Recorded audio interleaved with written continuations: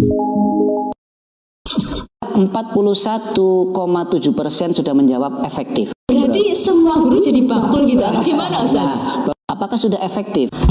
Ditaruh saja podcast.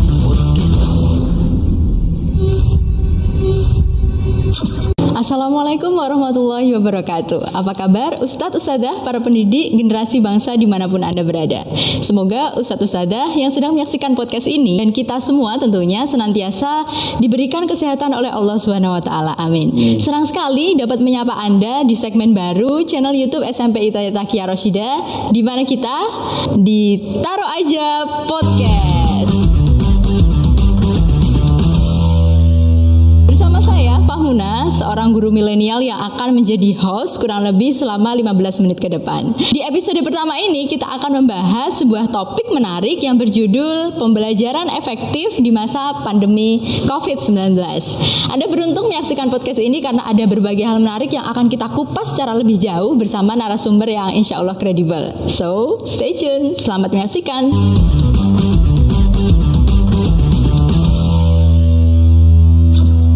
Baik, saya tidak sendiri karena sudah hadir di hadapan saya seorang narasumber, yakni salah satu tim anggota EPIK atau singkatan dari tim evaluator proses pembelajaran di masa pandemi di SMIT Taqiyah Rasyidah. Anda penasaran siapakah beliau? Langsung saja kita sambut. Beliau adalah Ustadz Rosnandia Yuda Wiguna. Assalamualaikum, apa kabar Ustadz? Waalaikumsalam Ustazah Muna. Mungkin boleh menyapa para guru yang sedang menyaksikan podcast ini begitu. Assalamualaikum warahmatullahi wabarakatuh. Selamat pagi Ustadz dan Ustazah, rekan-rekan pendidik ya. Semoga sehat selalu di masa pandemik ini dan juga semoga Ustazah Muna juga sehat ya. Kita semua semoga diberi kekuatan dan kesehatan untuk terus mendidik anak bangsa. Amin Ustaz. Ustaz, mungkin boleh diceritakan sedikit bagaimana latar belakang kemudian terbentuk tim EPIK ini Ustaz? Oh iya, betul. Jadi ketika memasuki masa pandemik, Usmuna dan pemirsa sekalian, pimpinan sekolah di SMP ITB Taqiyah Rasyidah membentuk sebuah tim gabungan yang bernama tim EPIK, yaitu evaluator proses pembelajaran di masa pandemik ya. Tim itu terdiri dari beberapa guru senior, kemudian guru bimbingan konseling, kemudian juga dari bidang kurikulum ya, yang intinya adalah untuk mengawal kebijakan pimpinan sekolah SMP ITB Taqiyah Rasyidah, yaitu Pak Kepala Sekolah bersama timnya yang sudah mengeluarkan kebijakan tentang proses pembelajaran dengan sebuah prinsip umum yang nanti kita akan sampaikan juga ya, dan itu sampai sekarang tergabung dalam tim EPIK itu tadi, yaitu evaluator proses pembelajaran di masa pandemik, dan kebetulan saya diajak menjadi salah satunya. Jadi kehadiran di sini hanya mewakili saja Ustazah Muna. Iya, Masya Allah. Baik Ustaz, topik yang kita angkat pada hari ini kan pembelajaran efektif di masa pandemi begitu. Sebetulnya mengapa Ustaz menjadi penting untuk kita bahas topik ini? Apakah ada urgensi atau manfaat yang akan kita peroleh setelah kita membahas topik ini seperti itu? Betul. Ustazah Muna dan pemirsa sekalian, para rekan-rekan guru, tentu ada urgensi ya di pembahasan tema tentang pembelajaran efektif di masa pandemik ini. Karena berbicara mengenai pembelajaran berarti kan berbicara mengenai tolabul ilmi ya, betul ya Usmuna ya? Betul. Sementara kita tahu kita as a muslim, sebagai seorang muslim, kita punya panduan Al-Quran dan Sunnah ya, Sunnah Rasulullah Shallallahu Alaihi Wasallam. Nah, sementara tentang ilmu atau pembelajaran itu Rasulullah sudah berpesan ya, bahwa tolabul ilmi faridotun ala kulli muslimin, bahwa mencari ilmu, menimba ilmu ya, berproses belajar menimba ilmu itu adalah kewajiban bagi seorang muslim, bagi seluruh muslim ya, termasuk para peserta didik kita, para anak-anak muda generasi bangsa. Jadi penting membahas tentang pembelajaran ini. Urgensi yang berikutnya yaitu kita sebagai umat manusia di dunia, umat muslim dan seluruh manusia pada saat ini sedang diuji oleh sebuah cobaan ya, takdir baru dari Allah Subhanahu wa taala, bahwa ada sebuah virus yang bernama virus corona. Iya. kita semua sudah merasakannya nih ya. Iya, betul. Merasakan masa pandemi ini, pada ada yang khawatir gitu ya. Ini diizinkan oleh Allah virus ini menyebar di muka bumi. Nah, artinya kita perlu gabungkan antara kewajiban untuk mencari ilmu dengan kondisi khusus di masa pandemik. Maka kita perlu sekali membahas tentang hal ini. Urgensi dari tema diskusi pada hari ini kurang lebih begitu ya. Karena walaupun masa pandemik kan thalabul ilminya tetap harus jalan. Ya, Begitu. Ustadz, kalau begitu bagaimana sebenarnya pembelajaran yang bisa dikatakan efektif seperti itu? Oh iya, nah ini kita mau kembali ke hulu dulu ya, ke mata airnya. Ini kan kita di hilir. Kalau kita kelihatan keruh di hilir ya, kita harus kembali ke hulu. Kata ahli filsafat begitu kan? Menarik itu, Ustaz. Iya, kemarin kebetulan habis ketemu Profesor Adewi dari UGM dalam sebuah Zoom tentang pendidikan juga, Usmana.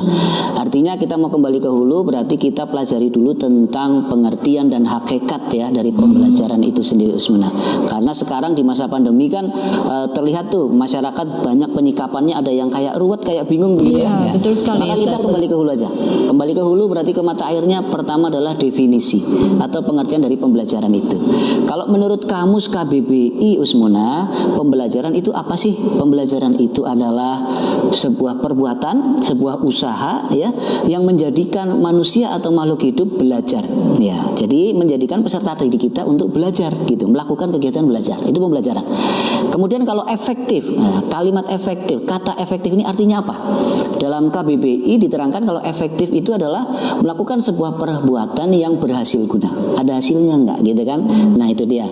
Nah, maka kita perlu kembali ke sini. Oh, jadi proses pembelajaran yang efektif adalah perbuatan gitu ya, perbuatan, usaha dan segala kegiatan yang membuat peserta didik kita ya menjadi belajar ya, melakukan kegiatan belajar yang berhasil guna ya untuk dirinya, untuk perkembangan potensi dirinya di beberapa sisi kehidupannya yang sudah dituliskan, disematkan dalam tujuan pendidikan yang ada misalnya di Undang-Undang Nomor 20 Tahun 2013 ya, Undang-Undang Sisdiknas itu ada tujuan pendidikan untuk mengembangkan potensi manusia Indonesia menjadi apa-apa. Nah, itu ke situ semua. Nah, itu pembelajaran yang efektif berarti pembelajaran yang mampu membuat anak didik kita berkembang potensinya untuk menjadi manusia yang sudah ustadzah semua juga tahu ini gitu ya, yaitu di tujuan pendidikan nasional. Yang pertama menjadi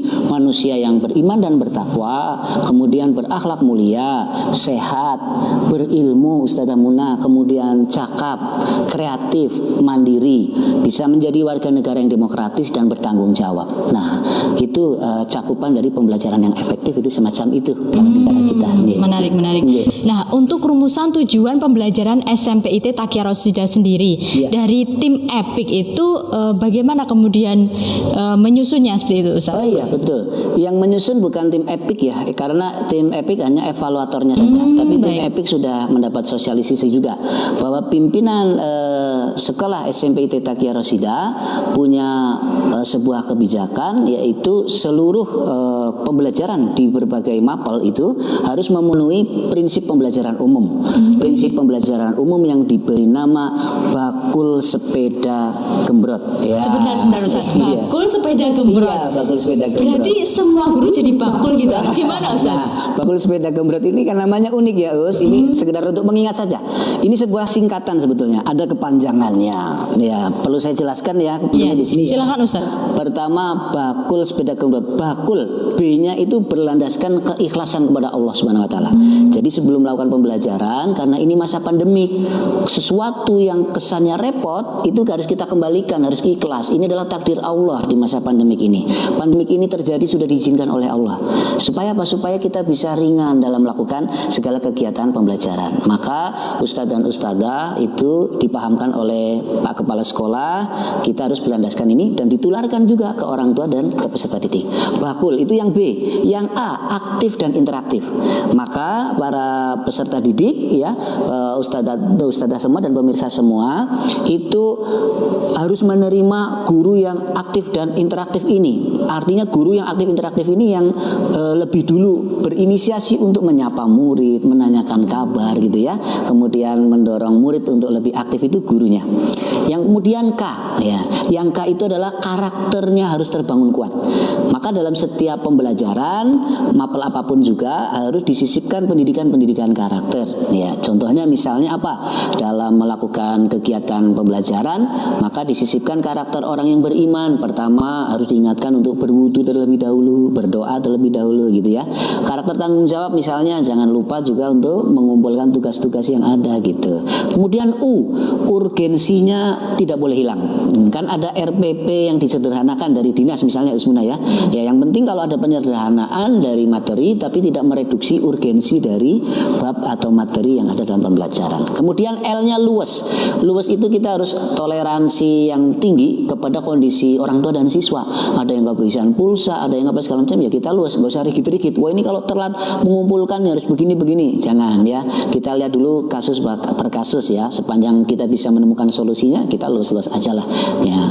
Kemudian bakul sudah tadi. Berikutnya Pak Usmuna, sepeda ya. Bakul, sepeda, gembrot. Sepeda S-nya itu Ustadz dan Ustadzah semua. Saya terangkan ke Ustadz-Ustadzah ya, para pemirsa ya.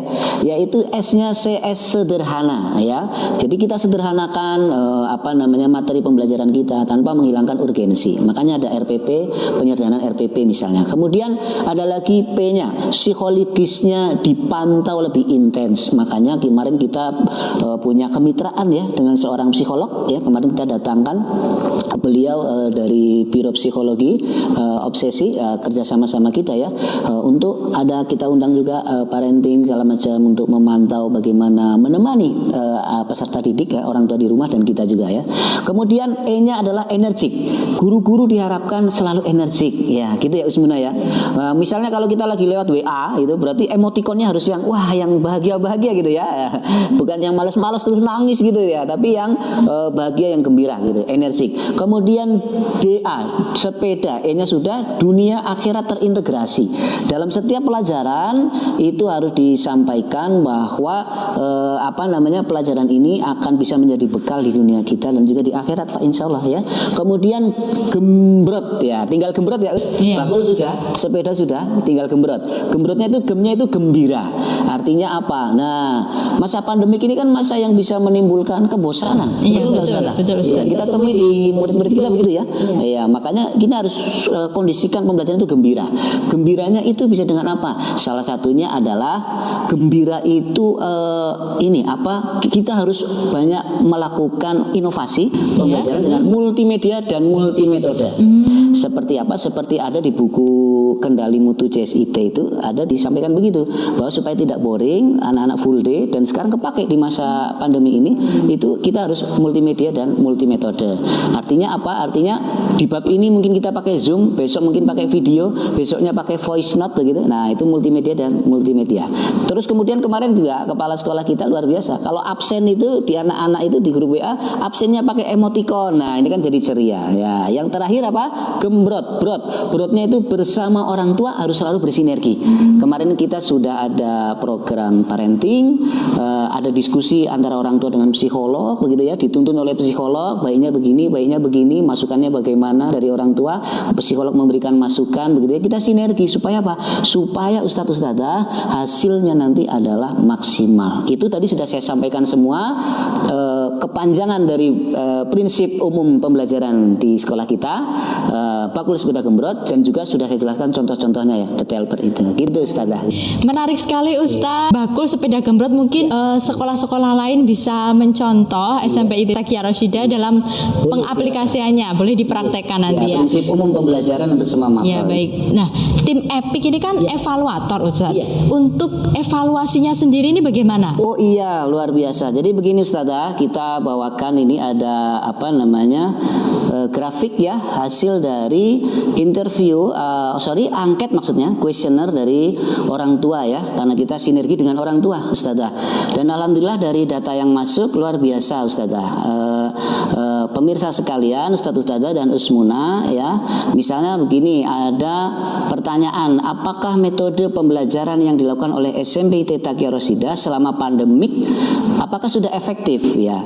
Alhamdulillah 41,17% sudah menjawab efektif ya. Kemudian 29,2% menjawab cukup efektif. Kemudian yang sisanya adalah sangat efektif dan hanya 25% saja yang menjawab kurang efektif. Dan ini tentunya menjadi sebuah kesimpulan dari banyak pertanyaan yang lainnya. Contoh untuk mencapai karakter manusia yang beriman dan bertakwa. Itu ada pertanyaan di sini tentang, sebentar ya, kita buka. Nah, menurut ayah bunda ya. Jadi ini kan berdasarkan observasi orang tua. Kalau di kurikulum kita itu kan ada ya observasi antar teman segala macam. Nah, ini kita mengadopsi dari situ, ada observasi orang tua. Nah, ini misalnya. Nah, ini dia. Selama ini ya, guru dan wali kelas sudah menemani dan memotivasi putra-putri ayah bunda dalam pelaksanaan ibadah harian, misalnya gitu ya, menyemangati segala macam. Nah, ini pertanyaannya, apakah kegiatan-kegiatan itu yang merupakan pendampingan pada peserta didik sudah mewujudkan perkembangan potensi kegiatan-kegiatan untuk keimanan dan ketakwaan. Ternyata alhamdulillah 41,7% menyatakan sudah efektif program itu.